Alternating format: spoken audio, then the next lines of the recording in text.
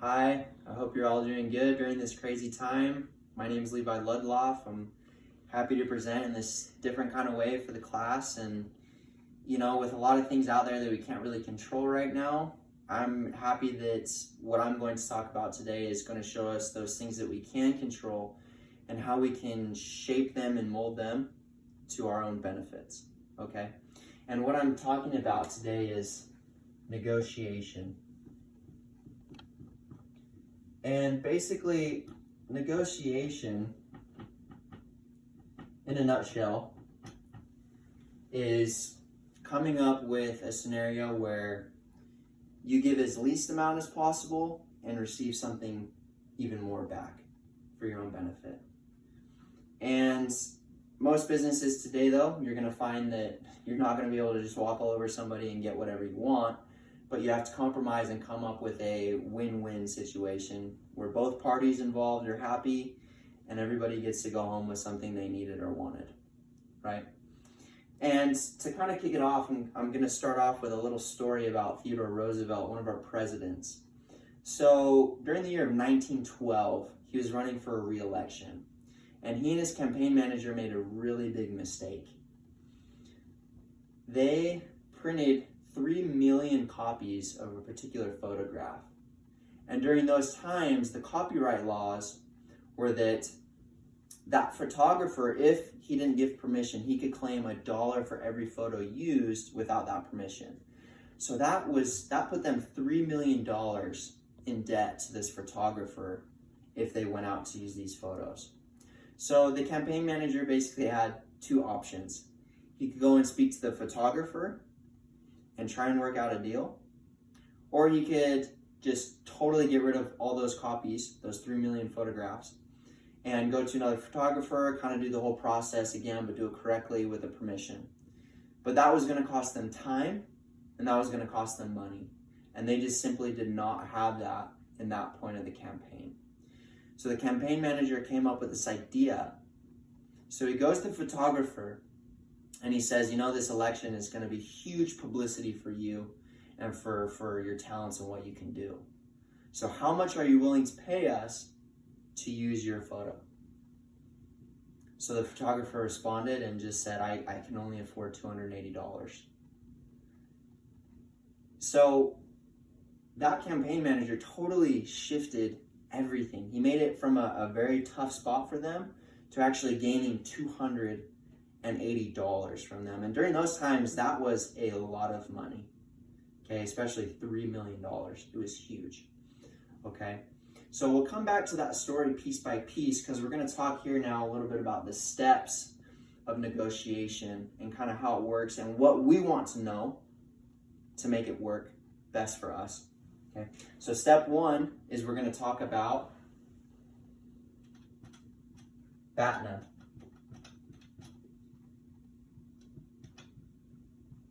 Now, BATNA is an acronym for Best Alternative to Negotiation Agreement, okay?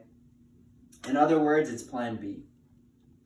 We all go in knowing exactly what we want, best case scenario, but your BATNA is basically your second best outcome that you can get, assuming it didn't work out the way you wanted it to in the first place. But it's definitely not your worst case scenario. So you want to understand what your plan B is going into any negotiation if you don't get what you want. You want to understand where you're at, okay? Step two is you want to be able to calculate your reserve value.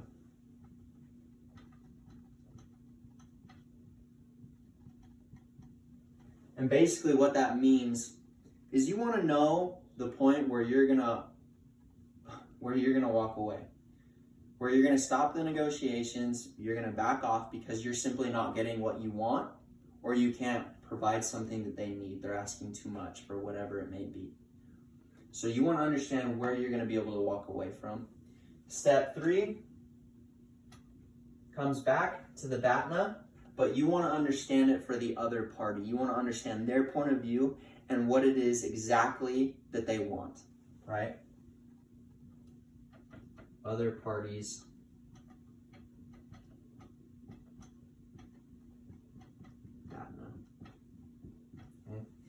Step 4, once again, it has to do with the other party, but this time you want to understand their reserve value, okay? You want to know when they're going to walk away. You want to know just how much bait you have to put on your hook to keep them biting and keep them coming so that you two can come to that win-win scenario, okay, for all of you. Now, last step, 5, is you want to understand the ZOPA. It's another little fancy acronym for Zone of Possible Agreement, okay? Now, this is basically that sweet spot. You know what you want, and you know what they're willing to give. And you want to know where it is that you're going to be able to meet in the middle. You want to understand a rough idea of where that's going to be between you and the other party involved. So when you can understand these things right here, they're going to teach you and tell you how you can use that to your advantage against the other party, right? Now, just like we see with the example of the campaign manager and Teddy Roosevelt, is that he knew where he was at and what the best outcome for him would be and the second best. Now, they definitely got the upper hand because they knew that the other party had no idea what his BATNA was. The other party had no idea what was going on. So they were able to use that to their advantage in coming up with the best outcome for themselves and actually gaining from the whole situation when it seemed totally hopeless. Okay. Now, sometimes when we're negotiating, we can't always just be yes men. We can't always say yes to everything because we don't want to put ourselves in a hole or in a bad spot. So we have to know when to say no, okay? We have to know when to say no when it's a waste of time.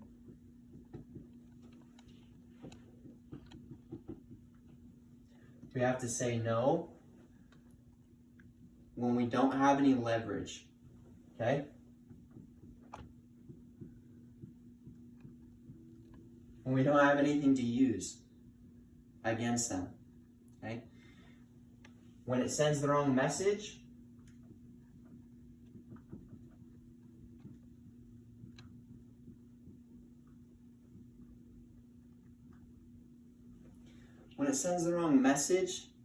you know, it's like if you go into a job interview and, you know, the president of the company comes to you, he offers you an executive position, but you're making a lot where you are.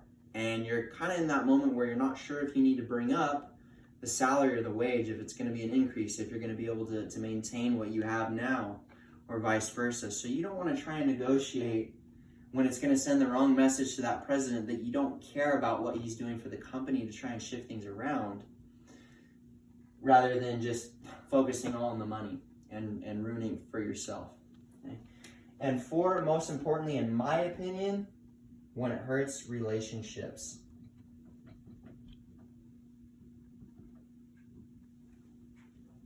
I mean, some business deals can get ugly. Some things can get really tough and hard.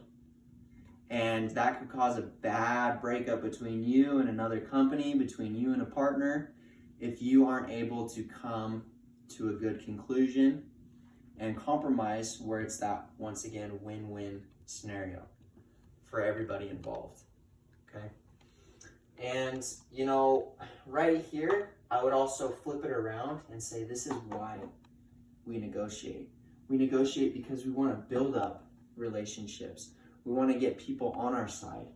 We want to send the right message to people, that we know what we're talking about, we know what we're doing, but we also are here to help you in the process so you can both benefit.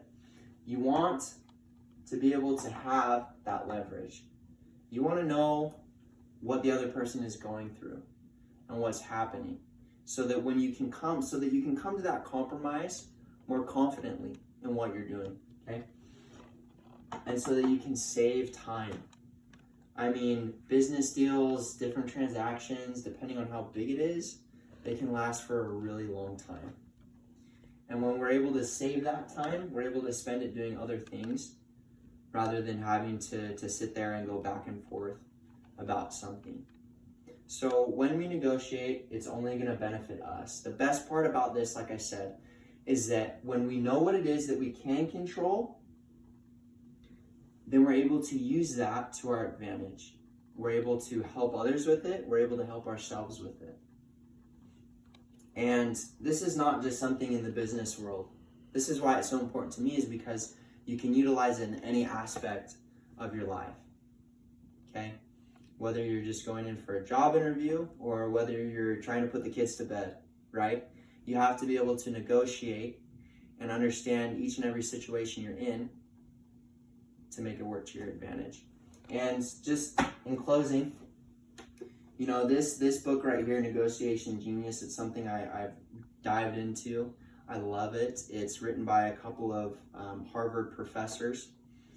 I won't get into too much detail, but you know, if you want to understand a little bit more about negotiation rather than just the rough kind of outline I gave you, you know, you can definitely go through and check this book out. But I highly recommend that each of you kind of step back and take a look at what you have, especially with where you're at. We all got lots of time at home, right? We may be working from home, but we can still have lots of time to sit down and realize what we have and how we can use what we have to the fullest. Thank you.